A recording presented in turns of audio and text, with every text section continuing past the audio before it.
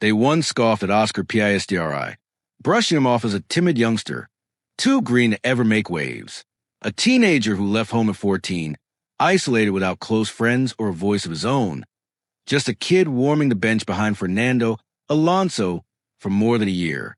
For a time, Alpine and much of Formula One threw him into controversy, painting him as a betrayer during a loud contract drama where he was simply a silent piece moved by others. But look at him now. Oscar Piastri is commanding global admiration. Louis Vuitton designs custom suits with his name stitched inside, while a personal skincare crew trails him at every Grand Prix. His Monaco penthouse resembles a sleek museum of wealth, where each morning a $500,000 Richard Mille watch reminds him that Oscar Piastri has become Formula One's leading man. Once dismissed and doubted, Oscar Piastri now sees both fame and fortune enough to reshape how the racing world sees him. Oscar Piastri entered the world on April 6, 2001, in Melbourne, Australia. Raised in a modest home where love for gadgets and speed ran deep, his dad, Chris Piastri, worked as an engineer and entrepreneur, founding HP Tuners, a company focused on optimizing engine performance through software. His mom, Nicole, kept the background, focused on family life, and never forgot to text Oscar meal reminders, even when he was racing halfway across the globe. At just 6 years old, Oscar entered his first competition, not in go-karts, but in a national tournament for remote-control CAR racing. He stunned the adults by finishing among Australia's top 3, despite going up against older, more seasoned opponents. Yet his childhood wasn't filled with leisure. In order to keep chasing his dream, he had to learn to repair cars, understand electronics, and help haul trailers, all with just his father by his side. At age 9, Oscar stepped into a real kart for the very first time on a small circuit. A seasoned driver noticed something rare in this reserve boy, the calmness of someone who anticipates turns before they arrive. That moment changed everything. As the Piastri family began investing every ounce of time, money, and effort into his racing path, weekends vanished into practice. Nights turned into study hours in side vans. Lunch breaks were shared with oil-stained hands and dusty shoes.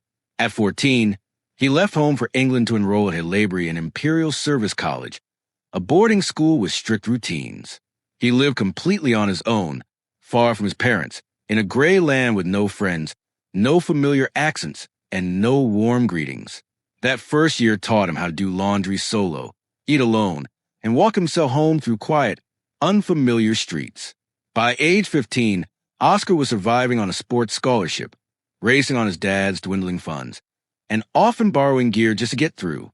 He took runner-up in the 2017 British F4 season, then jumped into the 2019 Formula Renault Euro Cup, surrounded by doubters.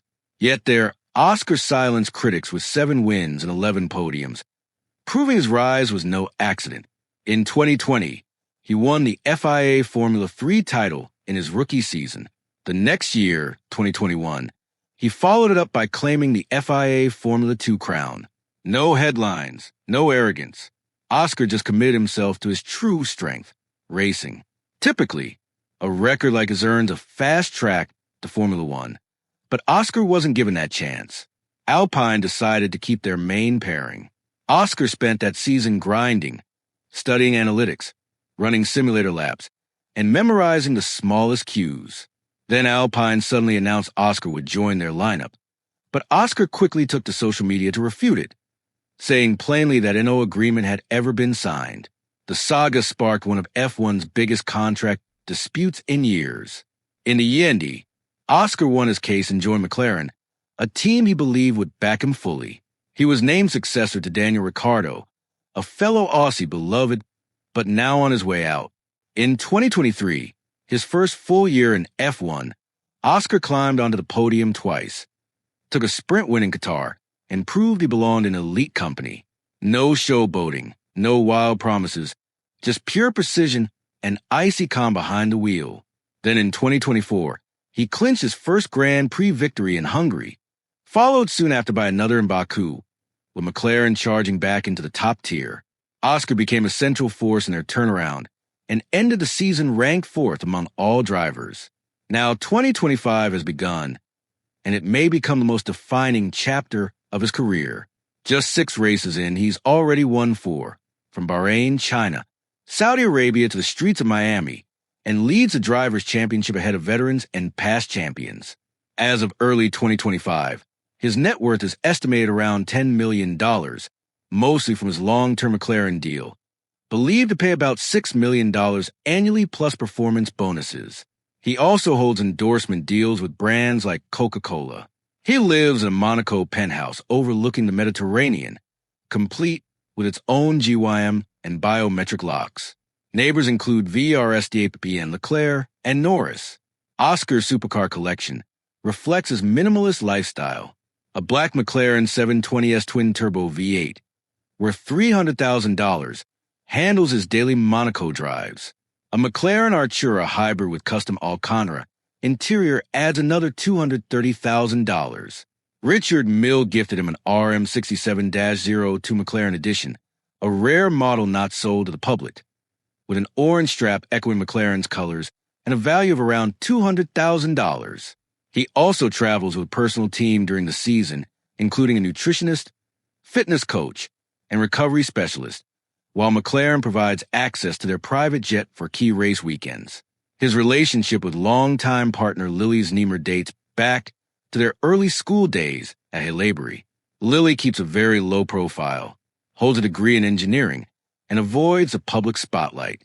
Still, she's there at big races, sitting quietly in the paddock, cheering him on without needing the limelight. They now live together in Monte Carlo, enjoying home-cooked meals, laid-back video games, and walks by the SEA. Oscar once quipped in an interview, "If it's between a tattoo and marrying Lily, I'd marry her. She's not a fan of Dan K." Genuine, funny, and grounded, exactly how he races. Back in 2022, Alpine publicly claimed he'd be replacing Fernando Alonso the next season. Oscar had never agreed and immediately set the record straight on social media. The matter went before the FIA's Contract Recognition Board, and Oscar prevailed. Alpine lost a ruling. In Hungary 2024, McLaren called on teammate Lando Norris to move aside on fresher tires. Norris complied and Oscar clinched his first Grand Prix win, though questions swirled about whether he truly earned it alone. At Abu Dhabi, Oscar and Max Verstappen tangled in a tense corner. Oscar spun out while Max received a time penalty. Oscar remained imposed, saying simply, "If there's not enough space, someone has to give."